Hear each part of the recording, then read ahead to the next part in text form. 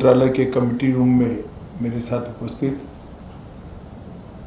श्रीमान मानिक शाह जी, मुख्यमंत्री त्रिपुरा, श्री विप्लव देव जी, पूर्व मुख्यमंत्री त्रिपुरा, त्रिपुरा मोर्चा के स्थापक अध्यक्ष प्रद्युत जी, विपक्ष के नेता अनिमेश जी, त्रिपुरा से आए हुए मंत्रीगण और संगठन के सभी पदाधिकारीगण, विधायक, चेयरमैन TTADC और गृह मंत्रालय के सभी ऑफिसर्स। आज त्रिपुरा के इतिहास के लिए एक ऐतिहासिक दिन है। आज इस समझौते से हमने इतिहास का सम्मान किया है, गलतियों को सुधारा है और आज की वास्तविकता को भी स्वीकार कर तीनों चीजों का सामंजस्य कर हमने भविष्य की ओर देखने का काम किया है।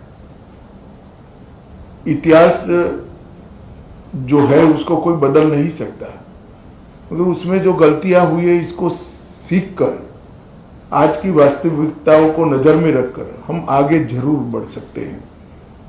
और मुझे आनंद है कि त्रिपुरा मोर्चा ने, सभी ट्राइबल पार्टियों ने और सभी ऑर्गेनाइजेशन ने इसके लिए बहुत कंस्ट्रक्टिव रोल लिया है।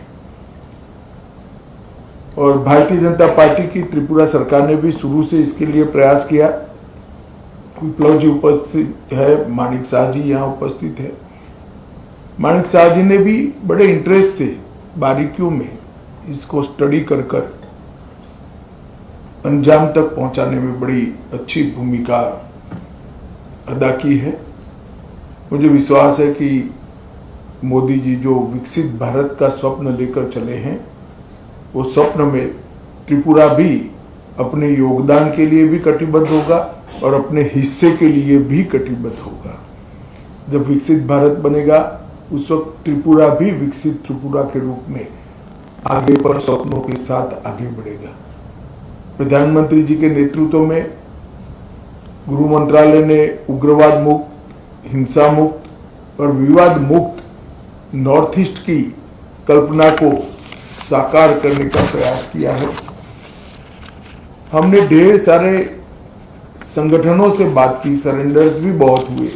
करीब करीब 10,000 लोग हथियार छोड़कर मेन स्ट्रीम में आए हैं और इसी के कारण आज नॉर्थ ईस्ट में विकास का एक माहौल बना है। ब्रू रियांग का समझौता हो या सीमाओं का समझौता हो, शुरुआत उसकी त्रिपुरा से ही हुई थी और ये टर्म में अब क्योंकि हम चुनाव में जा रहे हैं, अंतिम समझौता भी त्रिपुरा का हो रहा है।